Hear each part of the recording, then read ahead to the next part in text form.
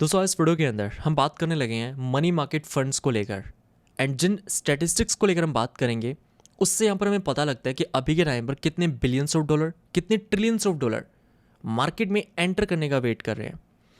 और अगर आपके बीच में भी कंसर्न है कि सिर्फ बिटकॉइन रिकवर कर रहा है बाकी कॉइन्स यहाँ पर रिकवर नहीं कर रहे तो उसका भी आंसर आपको इस वीडियो के एंडिंग तक यहाँ पर मिल जाने वाला है। तो सबसे पहले यहाँ पर हम बात करने लगे मनी मार्केट फंड्स को लेकर। अगर हम यहाँ पर यूएस की टोटल फाइनेंशियल एसेट्स की बात करते हैं जो कि अभी के टाइम पर है 7.2 ट्रिलियन डॉलर, तो यहाँ पर हम क्या देख रहे हैं अक्टूबर 2022 के अंदर जहाँ पर मनी मार्केट फंड्स रहता है 5.2 ट्रिलियन डॉलर के ऊपर।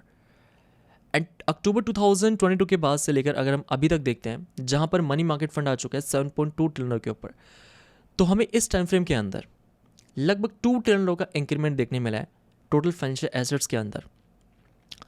अब ये 2 ट्रिलियन डॉलर को आगे हम समझेंगे, लेकिन उससे समझने से पहले अगर हम यहाँ पर थोड़ा हिस्ट्री में जाकर देखते हैं, हमारे पास दोस्तों यहाँ पर लास्ट 70 to 80 ईयर्स का डेटा है, लेकिन हम 2000 के बाद से डेटा को प्रायोरिटी देंगे।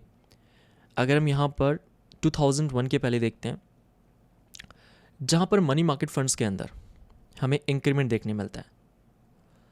अब इसका क्या मतलब है कि मनी मार्केट फंड्स के अंदर हमें इंक्रीमेंट देखने मिल रहा है। इसका सिंपल वर्ड्स में मतलब यह है जब भी मनी मार्केट फंड्स में इंक्रीमेंट हमें मिल रहा है इसका मतलब बिग प्लेयर्स, स्मार्ट यहाँ पर प्लेयर्स वेट कर रहे हैं मार्केट के अंदर क्रैश आने का, क्राइसिस आने का। ऐसा अक्सर हमें तभी देखने मिला है जब यहाँ पर सेफ एसेट्स में ज़्यादा इन्वेस्टमेंट किया जाता है। अब यहाँ पर ही हम सभी के लिए कंसर्न बन जाता है कि अगर सेफ एसेट्स में इन्वेस्टमेंट किया जा रहा है, रिस्की एसेट्स में इन्वेस्टमेंट नहीं किया जा रहा है, इट मीन्स कि मार्केट के अंदर हमें आने वाले वक्त में किसी ना किसी प्रकार का क्राइसिस देखने मिल सकता है।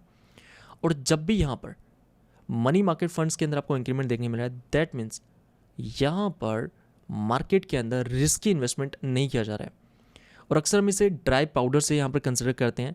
ड्राई पाउडर का मतलब है जो पैसा यहाँ पर रिस्की इन्वेस्टमेंट या रिस्की मार्केट्स में इन्वेस्ट नहीं किया जा रहा है। और जिस टाइम पर 2001 के अंदर हमें .com बबल देखने मिलता है, जिस टाइम पर यूएस मार्केट क्रैश करता है, उसके बाद हमने क्या देखा, मनी मार्केट फंड्स के अंदर हमें डिक्लाइन देखने मिला। और ऐसा इसलिए जो पैसा यहाँ पर .com बबल के पहले सेफ एसेट्स में जा रहा था वो यहाँ पर मार्केट्स के क्रैश होने के बाद रिस्की एसेट्स के अंदर फ्लो होना शुरू होता है।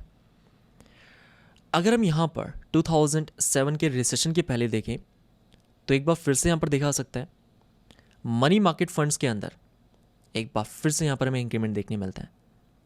और जब यूएस के अंदर रिसेशन ट्रिगर होता है उसके बाद मनी मार्केट फंड के अंदर यहाँ पर डिक्लाइन देखा जा सकता है। अब इस बात का ध्यान रखिए, मनी मार्केट फंड्स को यहाँ पर हम इसलिए देखते हैं जिससे कि हमें पता लगे कि आने वाले वक्त में क्या मार्केट के अंदर कोई क्राइसिस आ सकता है, क्या फाइनेंशियल मार्केट्स के अंदर क्रैश हमें देखने मिल सकता है। अब जब भी यहाँ पर फाइनेंशियल मार्केट्स के अंदर कंसर्न बनता है जो कि हम मनी मार्केट फंड्स के अंदर देखते हैं, और इससे हमें यह भी पता लगता है कि मार्केट में कितना पैसा है जो कि फाइनेंशियल मार्केट्स के अंदर या रिस्की मार्केट्स के अंदर इन्वेस्टमेंट किया जा सकता है या रीएलोकेट किया जा सकता है। तो यूएस के अंदर 2007 के पहले जब रिसेशन ट्रिगर होने के पहले सेफ एसेट्स में पैसा इन्वेस्ट किया जाता है, ये वो टाइम रहता है जहाँ पर रिस्की इन्वेस्टमेंट नहीं किया जाता, रिस्की एसेट्स में इन्वेस्टमेंट नहीं किया जाता। जैसे ही यहाँ पर मार्केट्स के अंदर में क्रैश देखने मिलता है उसके बाद यहाँ पर बिग प्लेयर्स सेफ एसेट्स से अपना पैसा निकाल कर रिस्की एसेट्स में इन्वेस्ट करना शुरू करते हैं। अब यहाँ पर हम ये कैसे देखते हैं कि मार्केट के अंदर कितना पैसा है जो कि फाइनेंशियल मार्केट्स में या रिस्की मार्केट्स में इन्वेस्ट हो सकता है या फिर से रीएलोकेट हो सकता है। तो अगर हम यहाँ पर रिसेशन के पहले बॉटम में देखते हैं जहाँ पर मनी मार्केट फंड्स ट्रेड कर रहा होता है 1.8 ट्रिलियन डॉलर का यहाँ पर फाइनेंशियल एसेट्स रहते हैं यूएस में। 1.8 ट्रिलियन डॉलर से यहाँ पर हमें पीक मिलता है रिसेशन के टाइम पर 3.8 ट्रिलियन डॉलर के अराउंड। तो यहाँ पर हमें 1.8 ट्रिलियन डॉलर का इंक्रीमेंट मिलता है मनी मार्केट फंड्स के अंदर। तो ये वो 1.8 ट्रिलियन डॉलर पैसा रहता है जो कि रिसेशन के बाद फाइनेंशियल मार्केट्स में इन्वेस्ट किया जाता है। लेकिन इन्वेस्टमेंट किए जाने से पहले यहाँ पर इस टाइम फ्रेम के अंदर सिर्फ गोल्ड मार्केट के अंदर परफॉर्म कर रहा होता है। इससे पहले अगर हम 2001 के पहले देखें तो यहाँ पर देखा जा सकता है। अगर हम यहाँ पर थोड़ा आगे चलते हैं एंड अगर हम 2020 के अंदर कोविड-19 के आने के पहले देखें, एक बार फिर से आप क्या देख रहे हैं, मनी मार्केट फंड्स के अंदर हमें इंक्रीमेंट देखने मिलता है। और जब मनी मार्केट फंड्स यहाँ पर इंक्रीज करता है तो मार्केट में कंसर्न बनता है क्या आने वाले वक्त के अंदर यूएस के अंदर कोई क्राइसिस आने वाला है या मार्केट्स में क्रैश आने वाला है। अब यहाँ पर हमने क्या देखा, मनी मार्केट फंड्स जो है वो कोविड के आने के पहले राइज करना शुरू करता है। मार्च अप्रैल 2020 के अंदर जब कोविड हिट करता है, जब फाइनेंशियल मार्केट्स क्रैश करते हैं, उसके बाद आप क्या देखते हैं कि यहाँ पर हम अप्रैल 2020 से अक्टूबर 2022 के अंदर इस टाइम फ्रेम के दौरान मनी मार्केट फंड्स के अंदर किसी प्रकार का इंक्रीमेंट नहीं देखते हैं। इस टाइम फ्रेम के अंदर जब क्रैश आ जाता है, उस टाइम पर जितना भी यहाँ पर मनी मार्केट फंड्स के अंदर इंक्रीमेंट मिला होता है हमें ट्रिलियंस ऑफ डॉलर का, ये पैसा फाइनेंशियल मार्केट्स के अंदर रिस्की मार्केट्स में इन्वेस्ट किया जाता है। अगर हम यहाँ पर 2022 अक्टूबर के बाद से देखते हैं तो हमें लास्ट 2.5 ईयर्स के अंदर, जैसा कि हम वीडियो की स्टार्टिंग में बात कर रहे थे, कि अभी तक हमें 2 ट्रिलियन डॉलर का इंक्रीमेंट देखने मिला है। इसका मतलब 2 ट्रिलियन यूएस डॉलर जो कि अभी के टाइम पर रिस्की मार्केट्स में इन्वेस्ट नहीं हुआ है, और ये पैसा अभी के टाइम पर रिस्की मार्केट्स के बाहर है। अब यहाँ पर हम देख रहे हैं कि एक बार फिर से हमें मनी मार्केट फंड्स के अंदर इंक्रीमेंट देखने मिल रहा है। तो क्या इसका मतलब ये है कि यूएस के अंदर हमें फिर से कोई ना कोई क्राइसिस आता हुआ नजर आएगा? उसे लेकर हम बात करेंगे, साथ ही में किस टाइम पर ये 2 trillion US dollar risky markets में इन्वेस्ट हो सकता है उसे भी समझने की कोशिश करेंगे। पहले तो हम बात करते हैं, क्या यूएस के अंदर हमें कोई क्राइसिस नज़र आ सकता है, जहाँ पर मार्केट के अंदर ज़्यादातर लोगों का मानना है कि यूएस में इस साल रिसेशन ट्रिगर हो सकता है। एंड यही वो कंसर्न है जिस वजह से इन्वेस्टर्स के बीच में पैनिक है, क्या हम सही टाइम पर इस बार मार्केट को एग्जिट कर पाएंगे या फिर नहीं। उसके लिए अगर हम अनएम्प्लॉयमेंट रेट को देखते हैं, अगर हम 2000 के बाद से देखें, और एट द सेम टाइम अगर हम मनी मार्केट फंड्स को देखते हैं, 2001 के अंदर जब यूएस में .com बबल हमें देखने मिलता है, उसके पहले मनी मार्केट फंड्स में इंक्रीमेंट मिलता है। और 2001 के बाद यहाँ पर हमने क्या देखा, मार्च 2001 के बाद जहाँ पर यूएस के अंदर अनएम्प्लॉयमेंट के अंदर या अनएम्प्लॉयमेंट रेट के अंदर हमें इंक्रीमेंट देखने मिलता है, जहाँ पर अनएम्प्लॉयमेंट रेट आता है 3.9% से 5.5% के अराउंड। एंड यहाँ पर आप जो ग्रे एरिया देख रहे हैं, ये हमें दिखाता है कि किस टाइम पर यूएस में हमें रिसेशन देखने मिला है। अब यहाँ पर आप समझने की कोशिश करें, जब मनी मार्केट फंड के अंदर हमें टॉप मिला, यूएस के अंदर रिसेशन ट्रिगर होता है, जहाँ पर यूएस का अनएम्प्लॉयमेंट रेट के अंदर हमें स्पाइक देखने मिलता है अपसाइड की तरफ।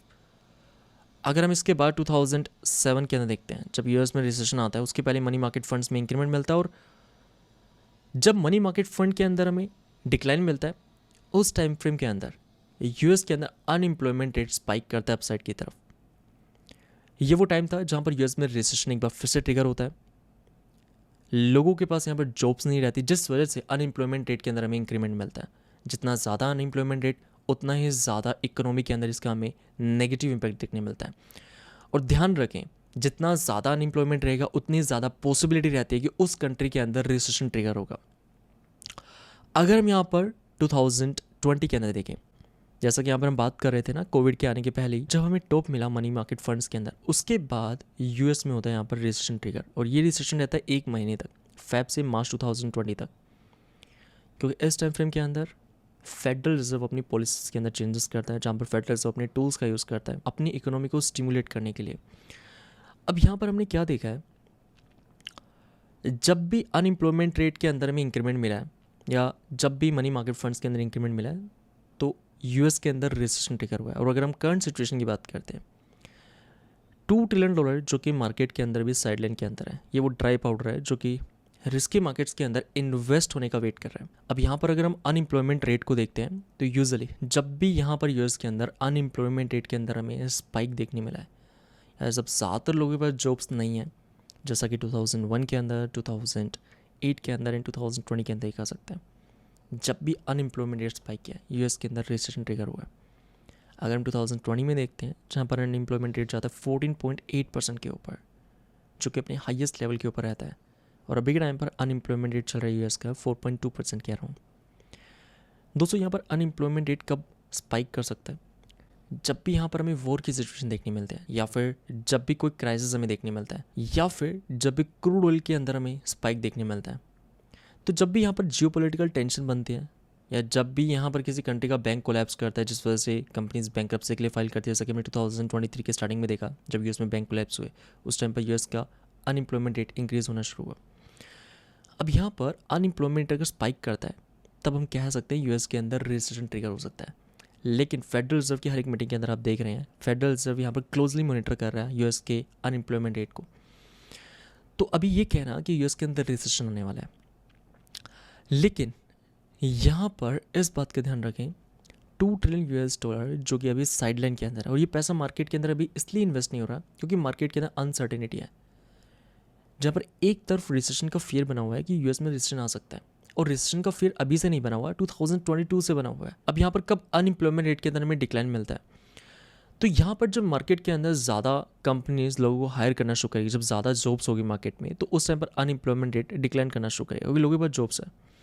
लेकिन जब लोगों के पास जॉब्स नहीं है तब अनएम्प्लॉयमेंट रेट राइज करता है। और साथ ही में इस बात का ध्यान रखें, फेडरल रिजर्व रेट कट करके भी यहाँ पर अनएम्प्लॉयमेंट रेट को नीचे लेकर आ सकता है। अब यहाँ पर जैसा कि हम देख चुके हैं कि अगर मनी मार्केट फंड्स राइज कर रहा है तो इसका क्या मतलब है, मनी मार्केट फंड्स के अंदर अगर हमें इंक्रीमेंट मिल रहा है तो ये अलार्मिंग सिचुएशन को यहाँ पर इंडिकेट करता है।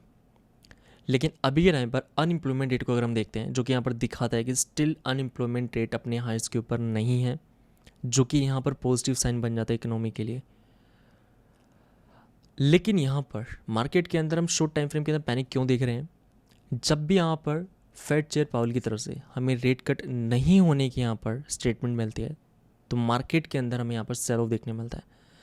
अगर अभी के टाइम पर आप देखें तो यूएस के अंदर इन्फ्लेशन अपने लोस के ऊपर है, उसके बावजूद भी फेडरल रिजर्व यहाँ पर रेट कट नहीं कर रहा, और अगर इस टाइम पर भी फेडरल रिजर्व की तरफ से हमें रेट कट नहीं मिलता है तो फिर हमें रेट कट मिलेगा कब। अब यहाँ पर दोस्तों अक्सर हमें इन्वेस्टर्स की तरफ से कंसर्न देखने मिलता है कमेंट्स के अंदर कि गौरव भाई आप अपना भी ओपिनियन शेयर करें वीडियो के अंदर। अब यहाँ पर जैसा कि हम देख चुके हैं कि एक तरफ हमें अलार्मिंग सिचुएशन देखने मिल रही है, वहीं दूसरी तरफ रिसेशन ट्रिगर होने के पीछे का जो मेन यहाँ पर इंडिकेटर है दैट इज़ अनएम्प्लॉयमेंट रेट, जो कि स्टिल यहाँ पर अपने लोस पर ट्रेड कर रहा है।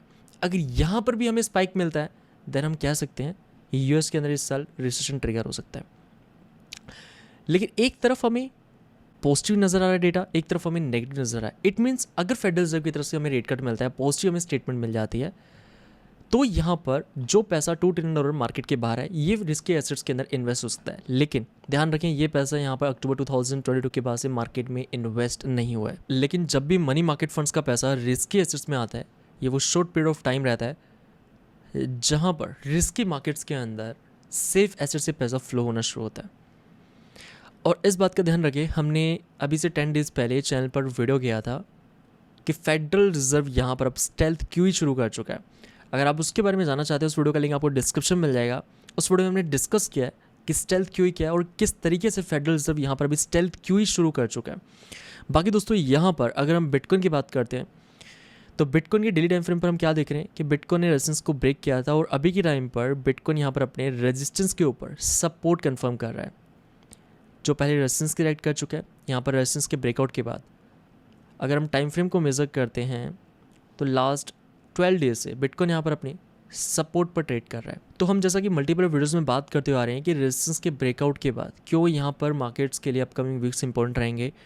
यहाँ पर हमें सिमेट्रिकल ट्रायंगल की फॉर्मेशन देखने मिलती है अक्टूबर 2024 के अंदर जब हम रेजिस्टेंस के ब्रेकआउट कर रहे होते हैं, और सिमिलर स्ट्रक्चर यहाँ पर अभी देखा जा सकता है कि रेजिस्टेंस के ब्रेकआउट के टाइम पर अभी यहाँ पर हमें 12 मई के बाद से अगर हम टाइम फ्रेम में ऐसा करते हैं तो लगभग हमें 20 डेज कंप्लीट होने लगे। लास्ट 20 डेज से बिटकॉइन यहाँ पर सिमेट्रिकल ट्रायंगल के अंदर ट्रेड कर रहा है। यहाँ पर गाइस बिटकॉइन जिस भी टाइम पर अपनी कंसोलिडेशन रेंज का ब्रेकआउट करता है अपसाइड की तरफ, सेम टाइम फ्रेम के अंदर इथेरियम जहाँ पर लगभग हमें 17 डेज कंप्लीट होने लगे हैं, इथेरियम अपनी रेजिस्टेंस से रिजेक्ट कर रहा है।